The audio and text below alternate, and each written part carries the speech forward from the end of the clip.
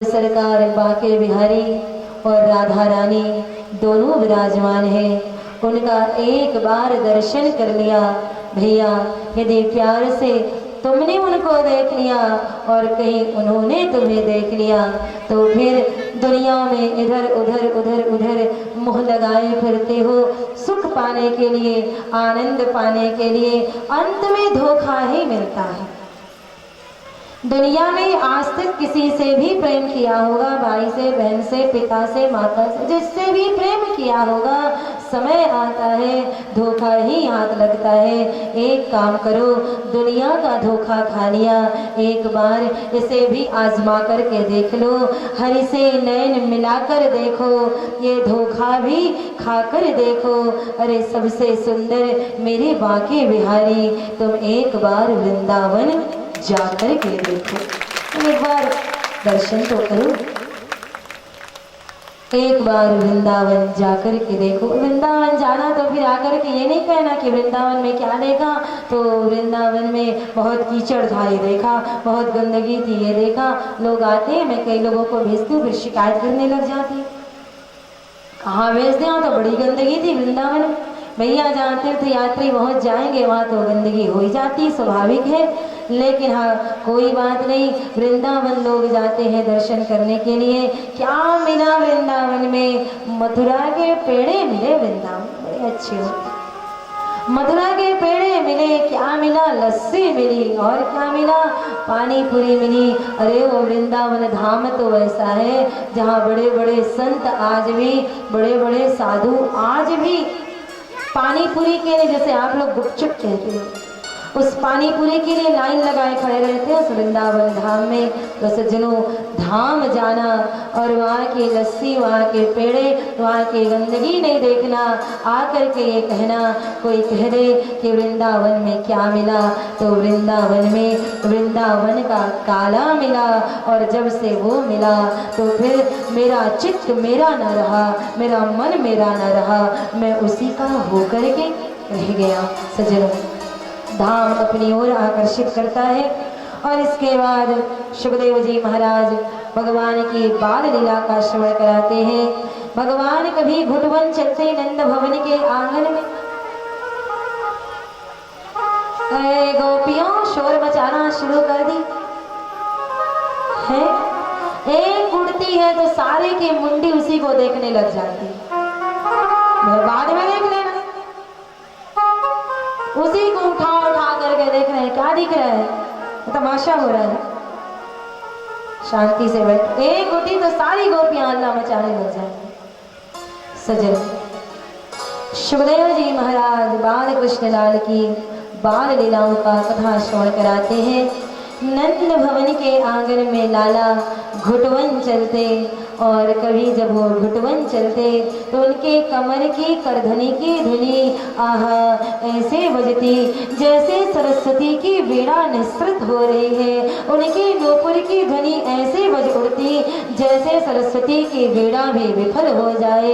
एक गोरा बालक है, एक सांवला बालक है, और जब दोनों मुस्कुराते हैं तो दोनों के दो छोटे छोटे दांत निकल आए।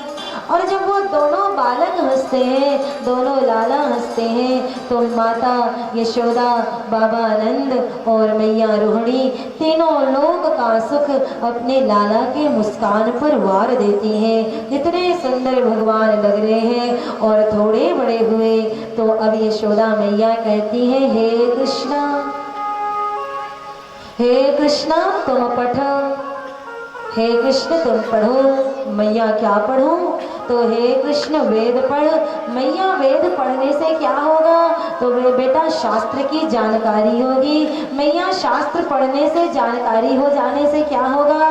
बोले भक्ति, ज्ञान और वैराग्य की प्राप्ति हो जाएगी। अच्छा मैया, भक्ति, ज्ञान और वैराग्य मिल जाए तो उससे क्या होगा? तो कहा कि लाला, जब भक्ति, ज्ञान और वैराग्य मिल जाए तो भगवान की प्राप्ति हो जाएगी। अच्छा, भगवान करे मुझे ही पढ़ा रही, मैं ही भगवान मुझे पढ़ा रही। अच्छा, भगवान की प्राप्ति हो जाएगी मैया तो क्या हो जाएगा? तो लाला तेरी मुक्ति हो जाएगी। यदि भगवान मिल जाएंगे तो तेरी मुक्ति हो जाएगी। लाला ने कही मैया मुक्ति हो जाए तेरी, मुझे मुक्ति उक्ति नहीं चाहिए, मुक्ति हो जाए तेरी, मुझे तो मुक्ति मिल जाएगी यदि तू माखन ले आ, मिश्री ले आ और ताजी माखन मुझे घोंट घोंट करके खिला दे, मैं तुरंत माखन पाते ही मुक्त हो जाऊंगा मैया, मुझे वेद शास्त्र नहीं पढ़ना। नाचने लगे लाला, मैया माखन दे माखन दे माखन दे। मैया माथा पकड़े, राम ये गोबर गणेश ही रहेगा, पढ़ाई लिखाई नहीं करेगा। थोड़े और बड़े हुए भगवान घुटवन चलते चलते बार बार सोचते कि नंद भवन की देहली पार करके थोड़ा बाहर निकलूं, घूमने जाऊं, तो देहली ऊंची है और लाला मोटे हैं तो पार नहीं हो पाते। रोज जाते, हाथ पार करते, लेकिन लाला अटक जाते, इधर पैर होता उधर हाथ होता, फिर वापस मुड़ करके आ जाते। तो एक दिन जोर से बल लगाया तो हाथ तो पार चला गया, लेकिन पैर इधर आ गया और पेट बीच के देहली मोटी पेट जाकर के देहली में अटक गई। ऊपर से नारद ऋषि और लोमश ऋषि दर्शन कर रहे हैं। तो नारद ऋषि कहते हैं, लोमश ऋषि जानते हो ऐसे ब्रह्म को क्या कहते हैं, ऐसे ईश्वर को, ऐसे परमात्मा को क्या कहते हैं? बोले क्या कहते हैं? ऐसे भगवान को कहते हैं लटकंत ब्रह्म। जो ब्रह्म लटक गया है वो लटकंत ब्रह्म। और भगवान ने एक दिन खूब जोर लगाई तो पार भी हो गए, और पार होने के बाद उस तरफ आंगन में कीचड़ जमा हो गया था। बारिश के जल के कारण कीचड़ एकत्रित हो गया था और कीचड़ मिट्टी उठा उठा करके सिर में डालने लगे, मुंह में डाल रहे, हाथ पैर में डाल रहे हैं। यशोदा मैया खोजते खोजते आ गई और कहती, अरे तू शूकर था क्या रे पूर्व जन्म में जो कीचड़ से खेल रहा है? भगवान ने कही, मैया तो बड़ी भारी ज्योतिषी निकली, मैं तो तुझे अनपढ़ समझता था लेकिन तू तो बड़ी ज्ञानी निकली। अरे ज्योतिषी तो इसी जन्म की जानता है, लेकिन तू तो ऐसी ज्ञानी निकली कि जन्मों जन्मों की जानती। पूर्व जन्म में मैं ही तो वराह था, मैंने ही तो वराह रूप धारण किया था। सज्जनों, मैया लेकर के आई, भगवान बाल लीला ऐसे करते करते धीरे धीरे बड़े हो रहे हैं। जल क्रीड़ा करते हैं, ब्राह्मणों के साथ लीला करते हैं, पक्षियों के साथ भगवान खेलते हैं, पक्षी के साथ खेल रहे हैं।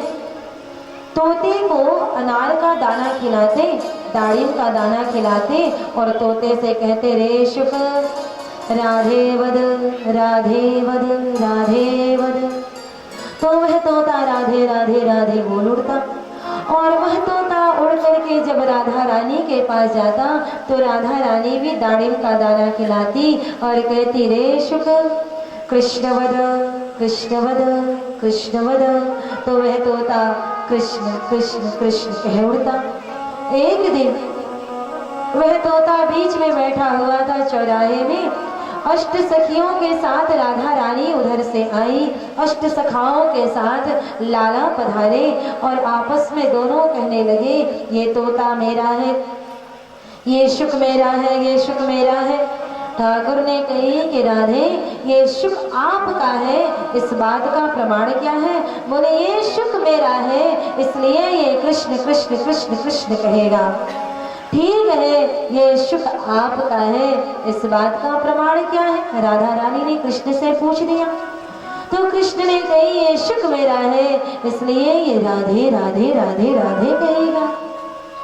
सुखदेव जी महाराज से दोनों ने कही, रे शुक कृष्ण बड़ा, रे शुक राधे वद। सुखदेव जी महाराज परम चतुर, न कही राधे न कही कृष्ण, एक साथ कह दिया, राधे कृष्ण राधे कृष्ण राधे कृष्ण राधे कृष्ण। पक्षियों के साथ भगवान क्रीड़ा करे, ब्राह्मणों के साथ खेलते हैं। एक दिन भगवान नंद भवन से बाहर निकले अपने सखाओं को लेकर के, और सखाओं के साथ में जब गए तो जंगल में वो सारे सखा मिल करके सूखे पत्तों को ला करके जला करके झूठ मूठ की आहुति देने लगे। ऐसे ही कुछ कुछ मंत्र बोलने लगे, स्वाहा स्वाहा स्वाहा करने लगे। 24 आहुति हो गई, फिर वो पूर्णाहुति करने लगे तो ठाकुर ने मना किया, रुक जाओ, बिना ब्राह्मण भोजन के पूर्णाहुति नहीं होती है, इसलिए पहले ब्राह्मण भोजन कराओ फिर पूर्णाहुति करेंगे। तो ग्वाल वालों ने कही, लाला ब्राह्मण भोजन कराएगा कौन? अरे मैं कराऊंगा, चिंता काहे करते हो, मैं कराऊंगा। जा करके सारे ब्राह्मणों को न्योता दे आओ। तो ग्वाल बाल गए हल्ला मचाने ब्राह्मण मोहल्ले में कि कल सुबह 10 बजे नंद भवन में भोज है, कल सुबह 10 बजे नंद भवन में भोज है। सारे ग्वाल बाल हल्ला मचा आए, नंद भवन में भोज है। तो आज के सुबह 10 बजे से ब्राह्मणों ने कुछ नहीं खाया। ब्राह्मणियों ने कहा कि भोजन कर लो, तो कहते कि कल भैया नंद भवन में भोज है, दूध दही रबड़ी मलाई की नदियां बहेंगी, आज तो नींबू पानी पिला पिला करके भूख को और भड़कने दे ताकि कल इकट्ठे निपटा सके। और ब्राह्मणियों ने दिया नींबू पानी और आज का दिन तो बीत गया। दूसरे दिन का ऐलान हुआ था 10 बजे का, 9 बजे ही सारे ब्राह्मण पहुंच गए। 400 ब्राह्मण जाकर के नंद भवन के सामने खड़े हो गए। दरवाजा बंद है, दरवाजा बंद है। 9 बज गए, 10 बज गए, 11 बज गए और भोजन की सुगंध तक नहीं आ रही है। 2-4 होशियार ब्राह्मणों ने कही, भैया मामला का पता तो लगाओ, बात क्या है? भोज का निमंत्रण, यहाँ दरवाजा बंद है, कोई खबर ही नहीं, सुगंध तक भोजन की नहीं आ रही है। तो दरवाजा खटखटाया तो यशोदा मैया ने अंदर से पूछ दिया, है कौन? 20-30 ब्राह्मण तो वही मूर्छित हो गए, भैया घर से भोजन नहीं पाए। और आज ये मैया बुला करके पूछती है कौन? अरे बाप रे, वही मूर्छित हो गए। दरवाजा खोला, 400 ब्राह्मण खड़े। कैसे पधारे आप सब के सब? मैया कल सारे ग्वाल वालों ने कहा था कि आज 10 बजे नंद भवन में भोज है, तो भोज के निमंत्रण में आए हैं मैया। मैया ने कही, ग्वाल वालों ने कही? तो ग्वाल वालों को मैया ने बुलाया, तुमने क्यों हल्ला मचाया कि नंद भवन में भोज है? अरे मैया हमने नहीं मचाया, तेरे लाला ने कही कि नंद भवन में भोज का ऐलान कर दो, तो हम हल्ला मचा करके आ गए मैया, तेरे लाला के आदेश का पालन किया है। अब वो लाला अंदर डोलता फिरे, इधर से उधर भागता भागता फिरे। आज मैया खूब सोटाई करेगी, आज मैया खूब मारेगी। और मैया अंदर गई, लाला का कान ऐंठ करके बाहर लेकर के आई। क्यों रे, तूने क्यों कही कि आज नंद भवन में भोज है? मैया पहले तो डांट लेना, मार लेना, मैं सब सह लूंगा, लेकिन पहले मेरी बात सुन ले। कल क्या हुआ मैया, ये सारे ग्वाल बाल हवन कर रहे थे, हवन कर रहे थे, तो तूने ही कही है कि बिना ब्राह्मण भोजन के किसी भी यज्ञ की पूर्णाहुति नहीं होती है। तो मैया मैं तेरी बात को याद करके इन ग्वाल बालों से कह दिया कि ब्राह्मणों को न्योता दे दो, ब्राह्मण भोजन करवाएंगे। लेकिन बात ऐसी है मैया, हवन इनका नकली था, हवन नकली मैया, तो निमंत्रण नकली, निमंत्रण नकली मैया, तो भोजन नकली, और भोजन नकली। तो एक ब्राह्मणों लाइन से बैठ जाओ और भावना करो कि तुमने 4 पूड़ी, 4 मालपुए, 4 गुलाब जामुन, 4 कटोरियां खीर, 4 कटोरी दही खाई है। 50-50 रुपए की दक्षिणा लो, चुपचाप भाग निकलो। सारे ब्राह्मण उदास मन से अपने अपने घर गए। तो ब्राह्मणियों ने कही, महाराज अरे नंद भवन में क्या क्या पाए, कुछ हमारे लिए भी ले आते, हमारे लिए भी प्रसाद बचा करके ले आते। ब्राह्मणों का माथा गरम, चुपचाप मूंग दाल की खिचड़ी दे, भूख ऐसे ही बहुत तेज लग रही है, हल्ला मत कर। दूसरे दिन यशोदा मैया ने सारे ब्राह्मणों के यहाँ भोज भिजवाया, क्योंकि नंद भवन एक ऐसा भवन है जहाँ जाते तो लोग खाली हाथ हैं, पर वहाँ से आता कोई खाली हाथ नहीं है। तो यशोदा मैया ने सबके लिए भोज भिजवाया है। ऐसे भगवान ब्राह्मणों के साथ लीला करते हुए अब माखन चोरी की लीला कर रहे हैं।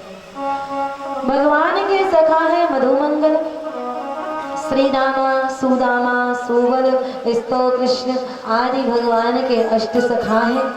भगवान ने मधुमंगल से कही, मधुमंगल तू ब्राह्मण है और ब्राह्मण दुबले पतले अच्छे नहीं लगते। तू भी खा पी करके मेरे जैसा मोटा तगड़ा बन जाए, कहाँ एकदम मरा मुराया सा है।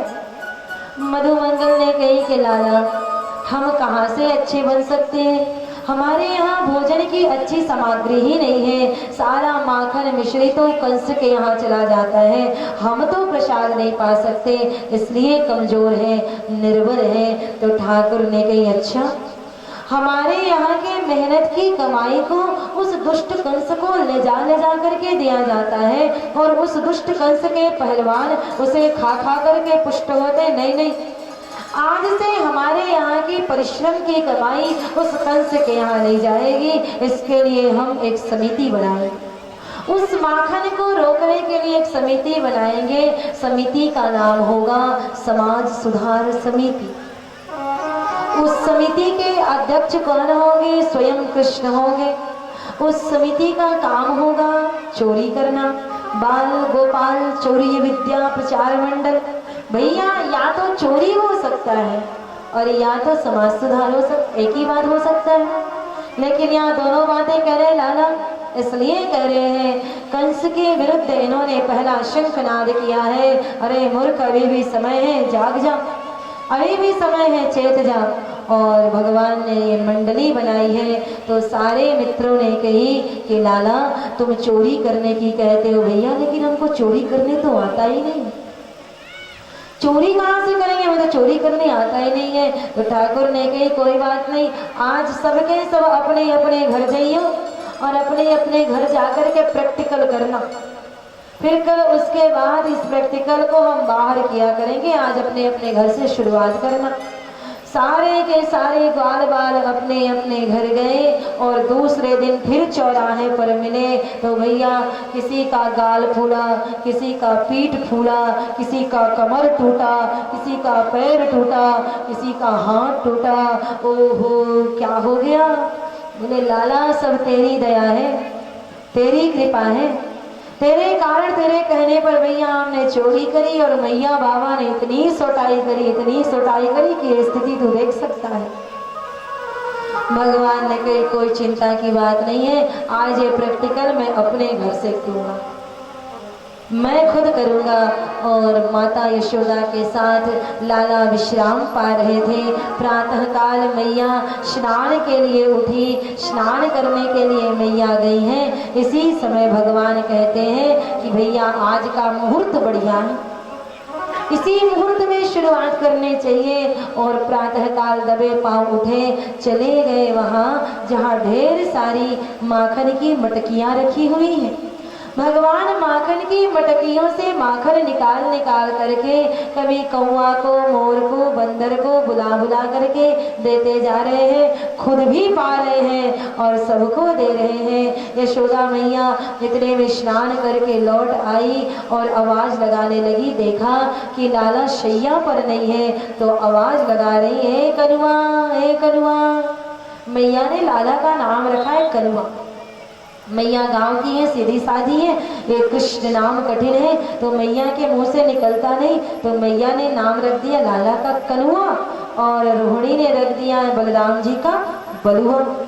तो मैया चिल्ला रहे हैं कनुआ है, कनुआ है, कनुआ कहाँ है, कहाँ है। अब कनुआ के मुंह में भरा माखन, बोले तो कहाँ थे बोले। मैया खोजते खोजते वही माखन वाले कक्ष में पहुंच गई जहाँ लाला बैठे थे। भगवान सोच रहे भैया जीवन में आज पहली बार चोरी की और पहली बार ही पकड़ में आ गए, लगता है मुहूर्त देखने में कोई गलती हो गई।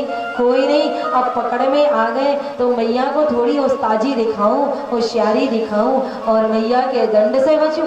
तो भगवान ने कही कि मैया देख, तू मेरे लिए नाराज मत होना, तूने कहा है कि माखन से ठंडी वस्तु इस संसार में दूसरी नहीं है, तो मैया रात में ही आज मेरी नींद खुल गई। बोले कैसे खुल गई? मैया तूने मेरे हाथ में ये कंगन पहना है, इस कंगन में पद्म राग मड़ियाँ लगी हुई हैं और इन सारे रत्नों से मैया बहुत ताप निकल रहा है, मुझे जलन हो रही थी तो मेरी नींद खुल गई। और नींद खुली तो सोचा कि अपने हाथ के ताप को शांत कहाँ करूं।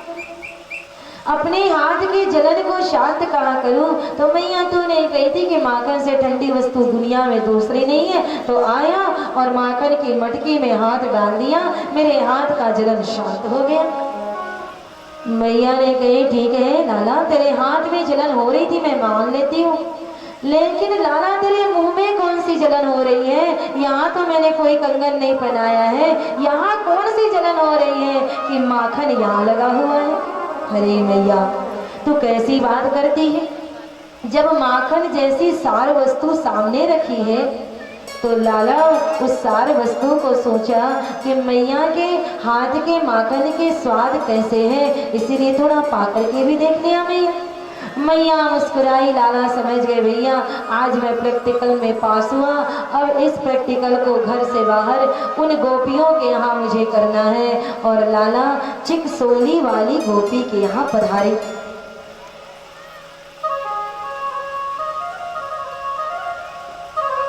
लाला चिकसोली वाली गोपी के यहाँ पधारे। प्रातःकाल 5 बजे दरवाजा खटखटाया, गोपी निकली। लाला ने घुंघराले बाल अपने बिखेर लिए, उदास शकल बना ली, रोने सी सूरत बना ली। तो गोपी ने पूछी लाला कैसे तू भोर में आयो? तो लाला ने कही गोपी देखना आज हमारे यहाँ मथुरा के कुछ साधु और संत आए और मेरी मैया ने कही कि मेरे यहाँ तो ताजी माखन नहीं है, तो तू लाला एक काम कर, वो चिकसोली वाली गोपी के यहाँ चला जा। वो चिकसोली वाली गोपी रोज भोर में उड़ जाती है, उठ करके रोज ताजी माखन निकालती है। तो गोपी तो मुझे ताजी माखन देगी? अरे लाला साधु संतों के सेवा से तो घर पवित्र हो जाता है, धन पवित्र हो जाता है। अब भी मैं ताजी माखन की मटकी लेकर के आती हूँ, तुझे ले जा करके मैया को दे देना और कह देना कि इस माखन को वापस करने की कोई जरूरत नहीं है। अरे गोपी तो चिंता मत कर, वापस करने भी नहीं आऊँगा, लेकर के जा रहा हूँ, वापस करने नहीं आऊँगा। वो माखन की मटकी गोपी लेकर के आई, लाला के हाथ में दिया और गोपी ने दरवाजा बंद किया। और लाला ने कही कि मित्रों जिसके घर की वस्तु हो उसी के घर के सामने खाई जाए।